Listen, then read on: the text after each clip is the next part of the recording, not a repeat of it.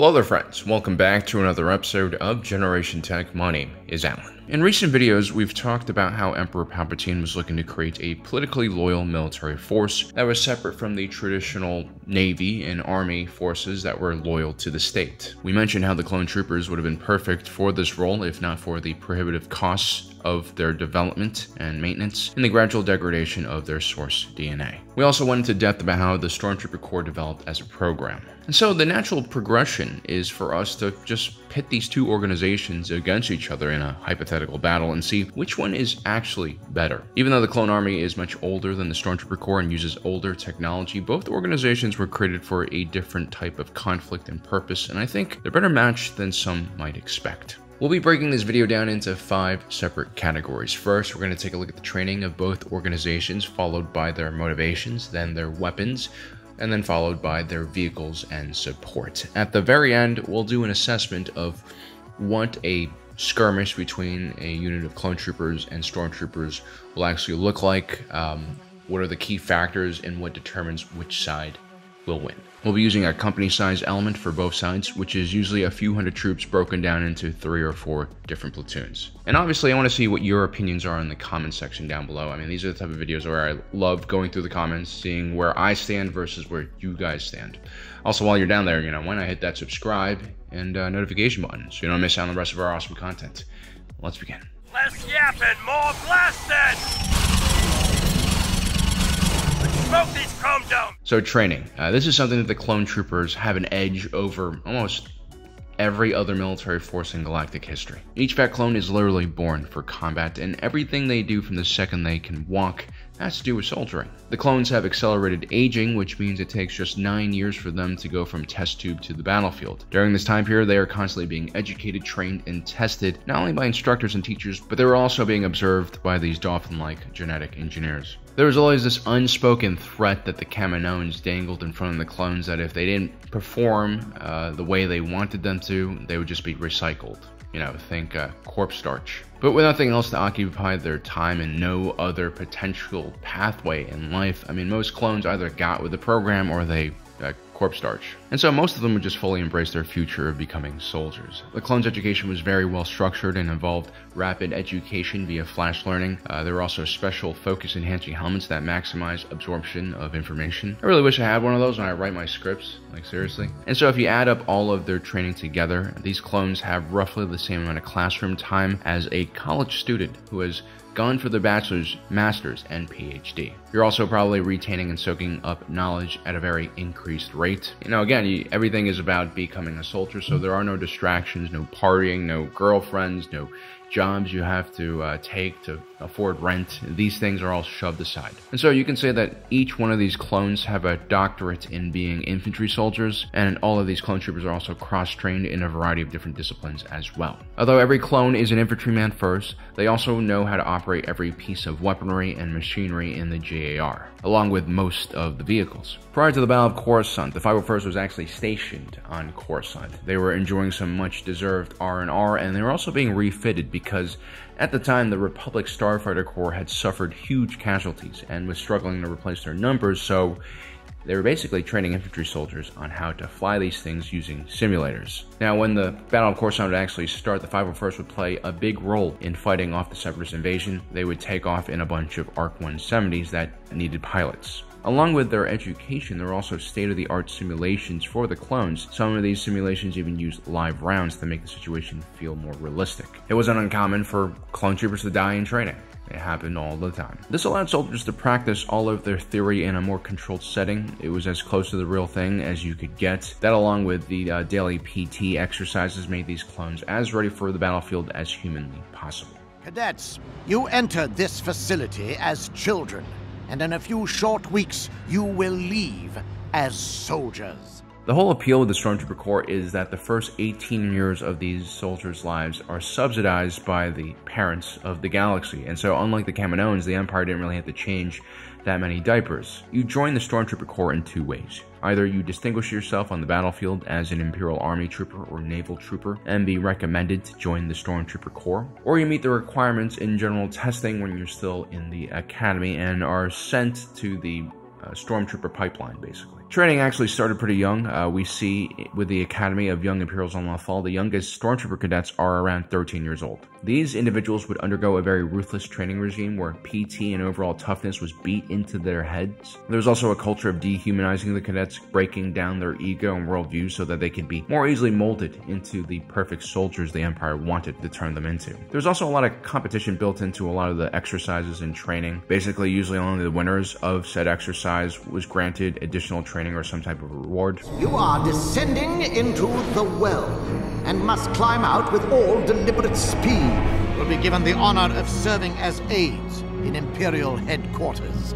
Those who lose will be serving Taskmaster Grit and wish they'd stayed at the bottom of that well. Whereas the clones were trained with the same squad from youth and developed some great camaraderie and teamwork skills, the Stormtroopers were more focused on being extremely obedient and proficient at following orders. They were basically supposed to be interchangeable cogs in a much larger machine. Any trooper who was deemed to be too individualistic or, too rebellious was immediately wiped out of the program. Or worse, corpse starch. The violence and brutality that the instructors inflicted on the cadets and also the cadets were encouraged to inflict on each other not only made these troopers physically tougher, it made them also fear and respect authority. Individuals who did not fit the physical, skill, or intelligence requirements were washed out as well. Or worse, corpse starch. The Stormtroopers were not as well cross-trained as the clones were, although they could operate most small arms and heavy weapons used by the Stormtroopers along with many vehicles. And this was mainly because the Stormtroopers, unlike the clone troopers, were considered light infantry. This just means that they are very lightly equipped and are very mobile and can go from one theater of war to another very quickly. He's doing what a soldier does, sacrificing himself for the lives of others. Clone troopers first and foremost serve the Republic. These fat clones were indoctrinated with the history of the galaxy and pledged their loyalty to serve the people. This is probably at the root of a lot of the more humane stories we see in the Clone Wars, where individual clone troopers would go to great lengths to protect innocent civilians. You also had guys like Captain Hauser, voted best groomed clone by GQ, who ultimately sided with the R'hllor people against the Empire because of the education he was given. Now, the Kaminoans did screw around with the Fett clones' DNA to try to make them more obedient and docile. And while that might have worked to a certain degree, the clones would also develop very unique and individual personalities due to their extreme experiences during the war. In Legends, the Mandalorian trained clone commandos seem to have a much higher survival rate than the non-Mandalorian trained clone commandos. So the nature versus nurture debate here is very much alive in this massive, what I like to call, twin experiment. Interestingly enough, the clones were also heavily influenced by the Jedi they served beneath. You look at Anakin's 501st, there were several clone troopers who were as reckless and fearless as Anakin was. Then you have Commander Cody, who's very cautious and deliberate in how he approaches battle situations. He's clearly learned something from Obi-Wan Kenobi, who has very similar personality traits. I feel like the clones who were taught by the Jedi to be more individualistic reached their full potential, and they fought like lions on the battlefield, not just for the Jedi commanders or for the Republic, but also for each other. They were a true band of brothers. Despite all of the Republic conditioning and indoctrination, by the last year of the war, many veteran clones had grown wary of their situation and had awoken to the reality of their lives. But since all these clones knew was the Grand Army of the Republic, and, basically the clones was the only family they had no other choice but to stick it out and continue fighting. Until the very end. Move it! Don't you look at me! Move it! In order to understand the Imperial military, you have to first understand the Tarkin Doctrine. The Empire faced two problems: an emperor who was unwilling to relinquish even the smallest amount of control or power to the local governments, and therefore you also had a central government that had to take on a monumental task of providing security for the entire galaxy. And two, there was the realization that this would probably be impossible. The Empire was simply too large, and especially in the Outer Rim, it was way too sparsely populated. And so Tarkin's doctrine was all about using the threat of force to create obedience from its many systems. The Death Star is the most obvious and threatening part of this ideology, but at the ground level, these Stormtroopers also helped build this image that the Empire was invincible and a major power in the galaxy and not to be trifled with. This is why every Stormtrooper is wearing a helmet that covers his face. It becomes hard for local citizens to count their numbers or identify individuals. They might as well be robots. This also allows a Stormtrooper to carry out terrible acts of brutality against the local populace without actually having to look them in the eyes. The Stormtroopers also had their comms monitored by the ISB, and this was so that there would be no idle chatter during missions. The ISB really did not want any Stormtroopers to build relationships with any of their squaddies, because again, these were cogs in a machine. Attachments to individuals could make it harder for a Stormtrooper to sacrifice or leave behind a comrade for the mission. Bodies were cheap, and, they tried to do everything possible to protect the image of the Empire. Because the second people started realizing that these Stormtroopers could be defeated and that these ISDs could be shot down, it was game over for the Empire. This one here is mine. Ha! Big gun doesn't make a big man. Clone Troopers wore either Phase 1 or Phase 2 armor, the latter being far more modular and comfortable, albeit sacrificing a little bit of protection. Standard clones were equipped with a DC-15 blaster rifle or carbine variant, along with several grenades and electromagnetic pulse grenades, or droid poppers. I'm not exactly sure they'll be that useful against Stormtroopers. Officers were also equipped with blaster pistols, sometimes for dual-wielding purposes. For heavy weapons, we're going to limit the clones to the Z6 rotary blaster cannon for suppression fire. I really don't like this weapon. I don't like how it seems to be designed to be fired from the hip instead of being mounted onto some kind of support. It just doesn't make a lot of sense to me. We'll also give the clones light mortars like the ones they used in Umbara, along with the RPS-6 rocket launcher system from Senior. Lightweight and good enough for most small to medium-sized separatists.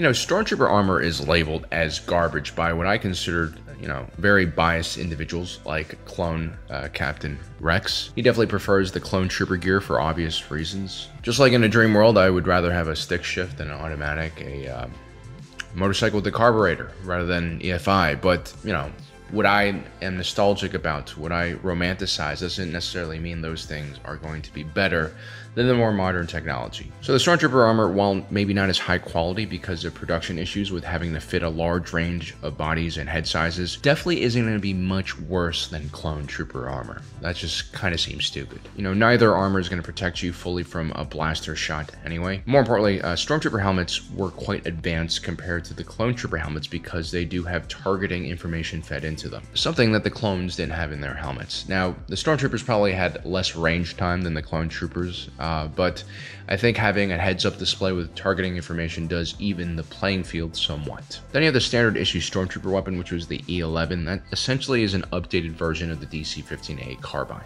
Not too big of a difference there, except for, again, the heads-up targeting display. The Stormtroopers did have a much bigger variety of different small arms, including the T-21 light repeating blaster for suppression duties, the DLT-19 heavy blaster, good for armored foes, and finally the DLT-20A marksman rifle, along with a variety of different other weapons as well. For heavier weapons, the Stormtroopers had the HH-12, which is a bit more robust than the rocket launcher the clones used. The Stormtroopers also had a crew-served E-Web heavy repeating blaster, which is quite serious. I know the clones also used the E-Web, but it seems like Stormtroopers usually had machine gun teams in their company-sized elements, and they would actually deploy these pretty effectively. The one strange thing about the Stormtrooper Corps is they don't seem to have as many detonators, so that's just not a thing for them for some reason. Good thing those bugs can't aim.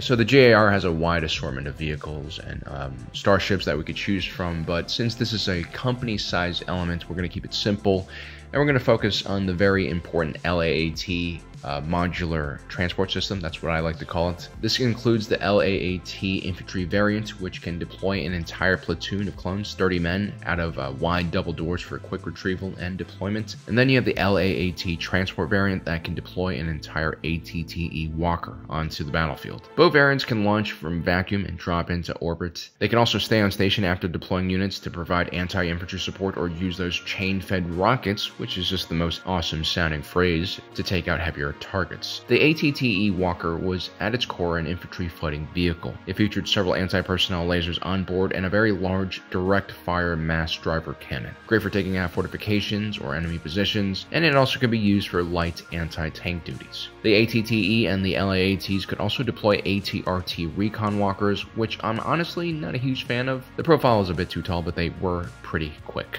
The clones could also get support from the AB-7 anti-vehicle cannon, which could also fire HE rounds. This thing was a self-propelled artillery platform. Now, as far as air support goes, the GAR heavily depended on the BTLB Y-Wing. This low-flying hog was terrific at dropping precision munitions on a specific target or just taking out an entire ridgeline and denying access to enemy forces. Either way, the ground pounders really loved this thing.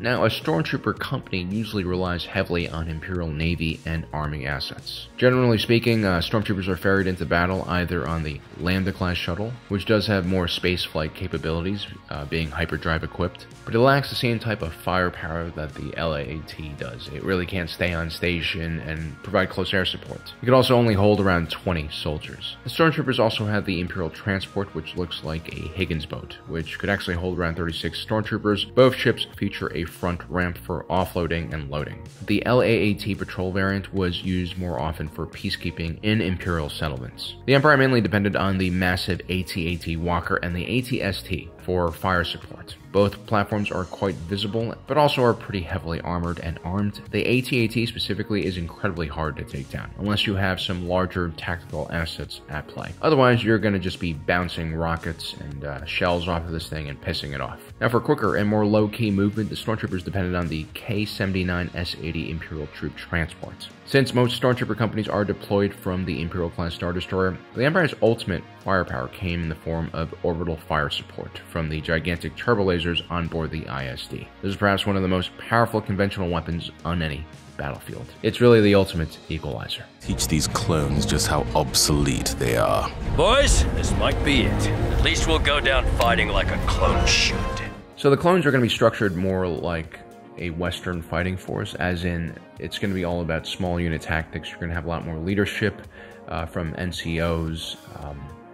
This basically allows these units to be much more flexible, and you're going to be able to operate independently from your leader of the company. The clones also really needed to be effective with using their fire support when tackling a much larger wave attack style enemy like the Separatist Alliance. The clones also had to be pretty well prepared for most battles. Every soldier had an idea of what the battle plan was in case they were pushed into a leadership position. There generally is very good communication amongst these clone units. They've known each other for like a decade now, and they've probably fought for many years alongside each other, and also there is a well-established chain of command should an officer get taken out. The clones also really heavily relied on mobility and could carry out some pretty complex maneuver warfare. Probing attacks, feints, flanking maneuvers, anything to keep the enemy off balance and guessing what their next action is going to be. Interestingly enough, the Empire does share some similarities with the droid army that the clones are used to fighting, in that they're not afraid of overwhelming the enemy with bodies when a decisive victory is near. Now, of course, Imperial commanders are going to be more competent than their Separatist droid counterparts, but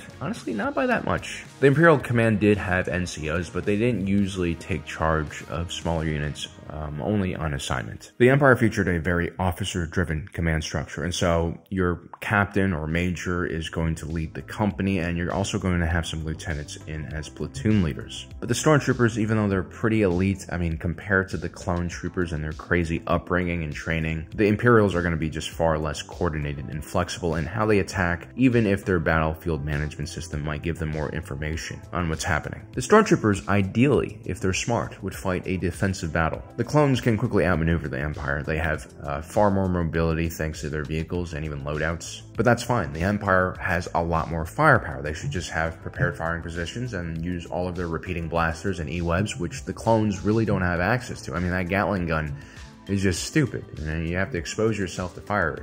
And so yeah, there's going to be a huge disparity in what kind of firepower each side has. It kind of reminds me of the difference between a standard German rifle platoon versus the standard European rifle platoon in the earlier years of World War II. The Germans had a lot of machine guns, like everywhere. Now, if the Empire is considered light infantry, I would label the clone troopers as a mix between airborne and mechanized infantry. When it came to fire support, they heavily depended on their AT-ATs, but unfortunately these things will be completely outmatched by the Empire's AT-ATs, which are only going to be vulnerable to the Y-Wings and maybe the gunships, but those could get shot down really easily. The AT-ST should be easy to take down with the AT-TEs or any handheld rocket launcher system, but again, they're going to most likely stay right next to their bigger brothers, the AT-AT. The problem for the clones is if they get to the point where they're about to overwhelm a Stormtrooper position, the Imperial officer in command can just scream broken arrow into the comms, and that Star Destroyer hanging overhead is usually more than happy to wipe out an entire battlefield and kill a bunch of Imperials at the same time. Because you get commendments in the Empire for killing enemies. You don't get punished nearly as much for losing a company of Stormtroopers. I feel like because of the disparity in firepower, along with this orbital situation, the clones would be forced on the attack. If they waited in a defensive position and stopped moving around, they would eventually get surrounded by the Empire and easily destroyed. The clones have to rely on their mobility, and ideally, if they manage to fool the Empire into pursuing them so that they can catch them while not in a prepared position, I think they could do a lot of damage. Especially if they outflank their enemies, use the terrain, use their LAATs to get, you know, kind of verticality over the Empire, the high ground always wins. I think the clones have a chance. But as you can see, this is going to be a lot closer than most people realize. I mean, I put a poll up there on my community post, and I saw that most people believe that the clones would win this fight. I think like 95% of people voted that. But I really think it's more closer to 50-50. It really depends on what your battlefield situation looks like, who's going to be leading both sides, right? I didn't include Jedi because although Jedi did lead company-sized elements for the clones, it's not really fair putting a Jedi in this scenario. We're talking about one company of clones versus one company of Stormtroopers. It's really a test between better soldiers versus better equipment. And if you guys really don't believe me and you think the clones are the best thing ever created, remember, a lot of clone companies were wiped out by separatist droid battalions that were far less competent than the Empire. And I think a lot of us have probably watched the Clone Wars TV series, which unfortunately is just glorified propaganda for the Republic. But anyway, guys, I hope you enjoyed today's video. I look forward to seeing your comments and discussions down below. Don't forget to subscribe, hit that notification button down below so you don't miss out on the rest of our awesome content. As usual, my name is Alan. And my allegiance is to the Republic, to democracy!